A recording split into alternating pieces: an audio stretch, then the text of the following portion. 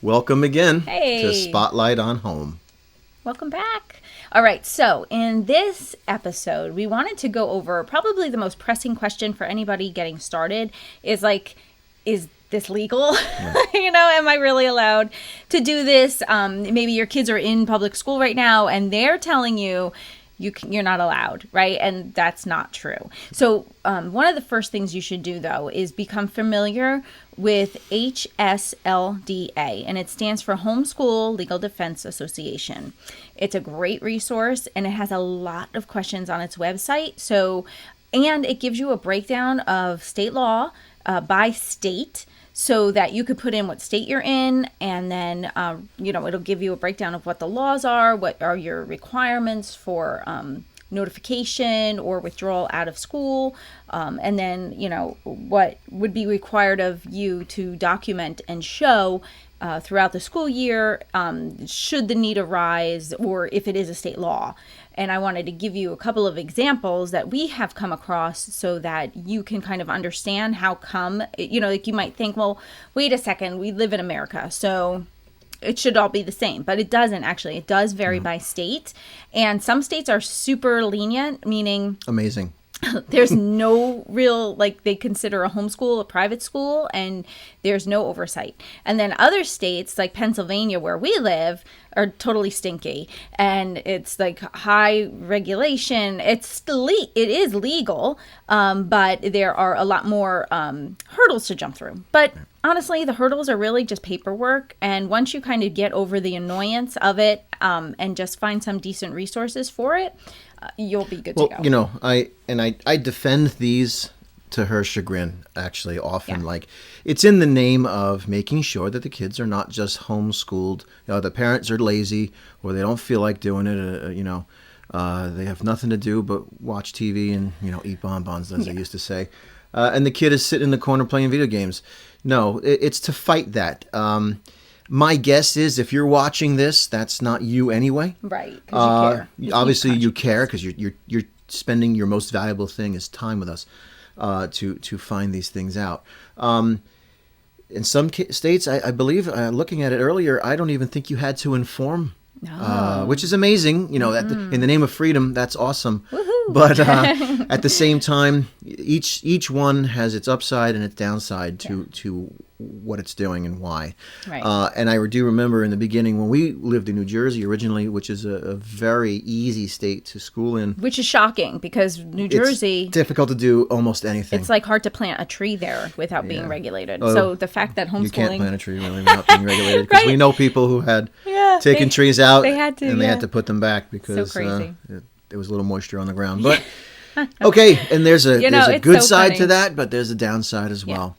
Yeah. I do remember, though, in the very beginning, because we were nervous, probably just like you are, she wrote in bold, on paper, big bold letters, HSLDA, the phone number, in case they came knocking. And the desk where the kids learned was right by the front door. Yeah. And it was like, don't let the authorities in. Here, call this number, as if they were going to swoop in with a helicopter. No, you got to let the cards fall and then let these people. Yeah, just follow the law. Right. Homeschooling is legal anywhere in the United States. So unless there is really specific circumstances, like you are living with a convicted child offender, or you've had some other issues with the law where there are limitations in your own personal life, then, you might fall under a different umbrella. But as of the time of this recording, homeschool is legal in all 50 states. And you can go ahead and check out HSLDA, and it will tell you exactly, if you put in your state name, it'll break it down for you exactly what you need to know. So just to give you an example, though, don't get discouraged if you happen to live in a state that has a lot of regulations. That's really high. There are some benefits to it, like Chris was saying. First of all, so just to give you a little bit of context, right? So we lived in New Jersey, and we started homeschooling in New Jersey. And in New Jersey, you do not have to let anybody know anything about your homeschool.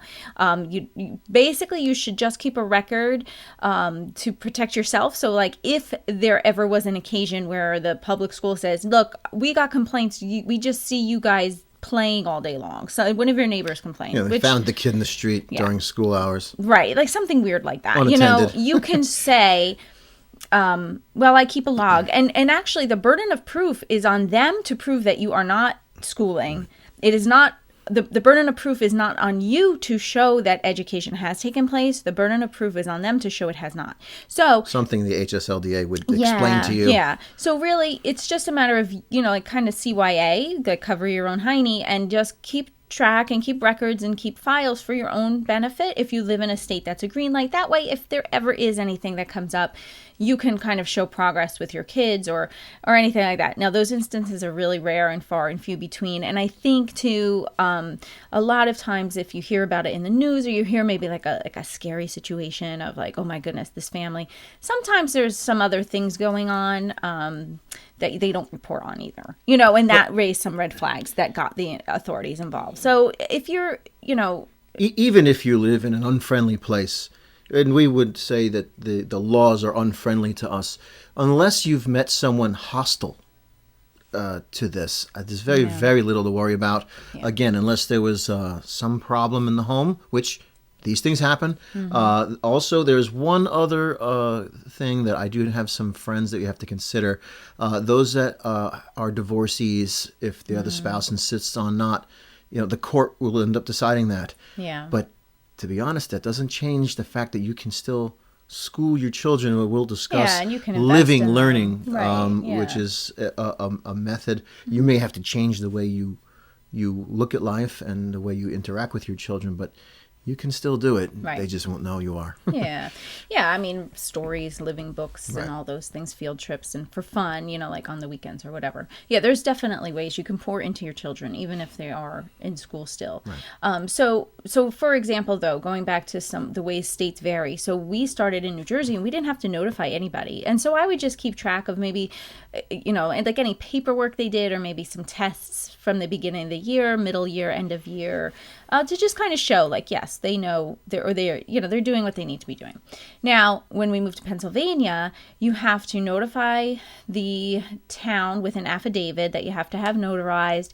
They do require like a physical for the child, and then just like the either the signature or just like within your affidavit say, yes, they were seen by a physician. They did have a yearly physical. They have seen a dentist. They have had an eye exam. They have had a hearing exam, different things like that. And you know what? Our puppy is barking. Do you think you can text Emily and I'll continue telling them about Pennsylvania? All right. So we had to pause it for a second because our puppy was at the door and she's crazy and we didn't want her to have a little accident before while she was working. But getting back to Pennsylvania, so there are forms that you need to fill out. You have to submit objectives, and then you have to keep a log showing that you did school for 180 days. And there's dates that you have to have everything submitted by. It's either July 30th or August 1st. I forget which one. And then by June 30th, I believe you have to have your end of year stuff. And you have to meet with an evaluator who will go through the work that you've done. Like, you have to provide samples of the work that your child has done to your evaluator. So I usually just take a test or a quiz, like the very first one they take in the beginning of the year. Something from the middle of the year, maybe in January, and then something like one of our final things, just to show progress has been made. And then any, artwork that they've done, or maybe a performance or field trips we've taken, I'll save the ticket stubs or those types of things and put that in a portfolio. Actually, if you want, I can do a whole podcast just on what a portfolio is. I was just going to say, don't worry. We're going over this stuff at a million miles an hour. We can sit with you and go through last year's with you. Yeah, I'll do that because I'm sure you're like, wait, what? We can discuss different, what are they called? The person who checks it. Oh, an evaluator. So in Pennsylvania, different evaluators behave differently. Yeah, so you get to pick your own evaluator. Mm-hmm. So, and they have to be a licensed teacher in Pennsylvania. Now, I'm just going over Pennsylvania law. Pennsylvania, in my opinion, is the worst as far as requirements and restrictions go. You have, I think, New York and Vermont and maybe Massachusetts is kind of up there too. But like Pennsylvania, I think, is probably the highest one with the most regulations. So anything if you can meet below this that, criteria, yeah. it's easier than this. Right. So. And so here is the only benefit for Pennsylvania homeschooling is the fact that the state of Pennsylvania does acknowledge a homeschool diploma and weighs it the same as it would a public school diploma or a private school diploma. Probably because of all that regulation. It is. And rightfully they should. I mean, if I have to jump through all these hoops, you better acknowledge that I succeeded and and the diploma means something, right? So they created these standards, and if you've met these standards, they acknowledge it, which is nice because now I don't have to, for my kids in high school, think about, okay, should I join a diploma program and submit transcripts? Like our evaluator will do all that for us. They keep track of the transcripts and the high school credits, and they'll send the credits and the transcripts and stuff like that over to the colleges. So, I mean, yes, it's annoying, and I really actually still find it really it's a sore spot for me, all these regulations. But at the same time... That's another funny story, but we'll get to that. But at the same time, the upside is that the diploma is acknowledged without you really having to go spend a lot of money on I forget, I don't even know the name of those, like a correspondence school or like a place where you have to pay them to take a look at your kids' stuff. Basically what you get to do in Pennsylvania, you pay a place to take a look at your kids' things, assign grades, assign high school credits, create a transcript. Kind of happens as a natural byproduct in Pennsylvania because of the law.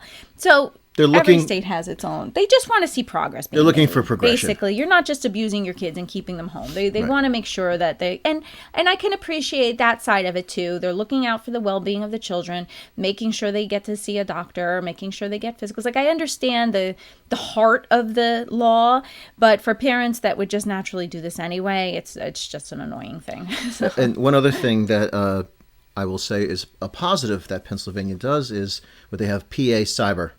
It's still public school though. It's still public school. However, if you have a child who's been bullied, if you have a child who you think may not benefit from the public school experience, or you may want to keep them from that,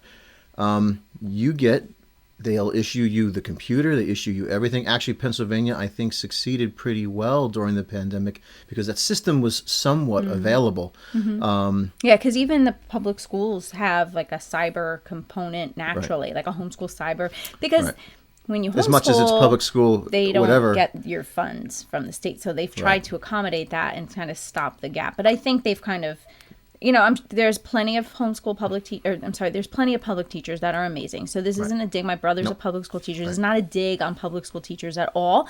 But as a parent, when you're thinking about homeschooling, it really, in our opinion, is a better option than public school at all. And so you can, the range is huge. You can go from public school at home all the way down to prepackaged stuff. There's tons of various options. Or if you are that kind of person, which we are not, you can just be the one that goes to the library, pick out 12 books, create your own thing, and you'll be selling your curriculum 6 years down the line from now because you organically created it. And that's what's wonderful about not just homeschooling, but our nation as a whole, our economy, the way it works. Right. Yeah. There are so many free homeschool resources. There's one called Ambleside Online, and it's really, the curriculum is free. If you go to amblesideonline.com, you can get K through 12 curriculum, and it'll tell you, like, read these books. This is the math you should use. And, and through these books, you will learn language arts, you will learn history, you will learn science, and it's free. Like you could do that, and it really, you just get the books from your library. You do not need a huge budget to homeschool, but if your capacity is, you're not a family of readers, you're really more a family of doers, and you like projects and you like kinesthetic learning, that kind of curriculum might drive you nuts then, right? Like it's not going to be a good fit, even if it's free, right? So we'll go into all that too, right? The purpose of this podcast was just like get acquainted with the laws, head over to HSLDA. They do have a thing you can join, and then obviously, if there's ever any problem that you have that you come across with either any kind of authorities or just, wanting to have a question, you can contact them and they'll answer. And it's a fantastic resource to have in the event. And we don't have it yet, but we're looking to see if we can get a discount link through this show from Spotlight on Home.